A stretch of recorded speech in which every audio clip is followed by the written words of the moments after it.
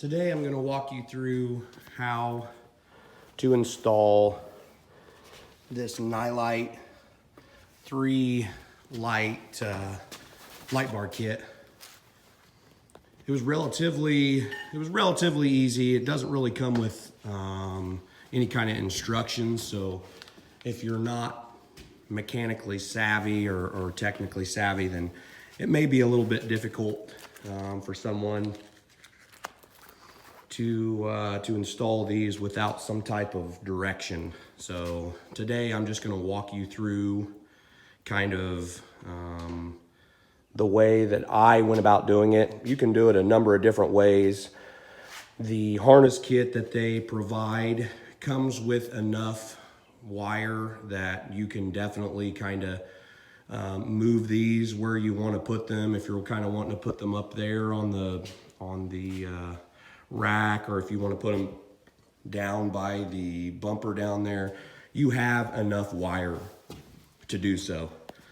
So I'm just going to show you, in my opinion, the easiest way to install this guy. So I started down here, down by the battery. I wanted to make sure that I had enough wire back here, so I left a little bit of slack back here, as you can see. So there's my relay, and then there's my wiring harness. As you can see, I've got that zip tied up because you don't want any of these getting caught up in any kind of the drivetrain components or anything like that.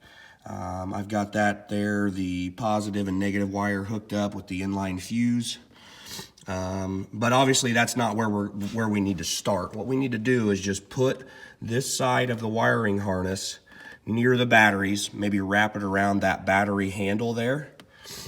Just wrap it around there, and then we get started by running the wiring all together as a group underneath. Go underneath of your breather tube there, and then wrap it underneath of the chassis. So we're gonna go up underneath it here. Kind of show you. So as you can see up underneath it here, there is a frame rail hole that you can put wiring through, but all of my wiring would not fit, so I ran one underneath and then I just zip tied it so it doesn't fall down. Basically from then on, you go underneath of the torsion bar or the shift bar or whatever you want to call it, this little rod right here that's kind of just a support bar. We go underneath of that up into the wheel well here, okay? And then there is a loom, there's wiring and a loom already existing there. So what I did is I just ran it alongside of there, zip tied up my excess, and then I routed the wiring. Just kind of put it roughly where I want it to be. You don't want to zip tie anything yet, you just want to get it kind of close. So as you can see, nothing's close to my steering bar. You don't want anything close to any kind of, any kind of your tie rod or, anything like that. You just want to stay away from all your moving components as best as you can. So once I had my wiring harness ran, I had put one leg of the harness right here. I put the other leg of the harness on this tire. And then I kind of set the middle harness for the NiLight in the middle somewhere, just because I didn't know if I wanted to.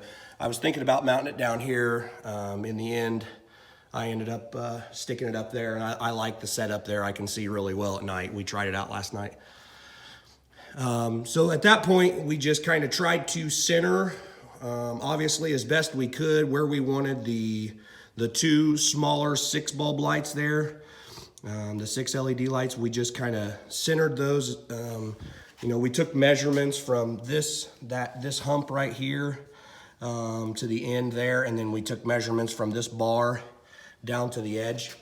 And we just got it as centered as we could. Same with this one, we did the same thing. So you will have to drill a hole in the fiberglass, and also you'll have to drill a hole for the wiring harness unless you want to wrap them around the outside, which I think would obviously look tacky and goofy.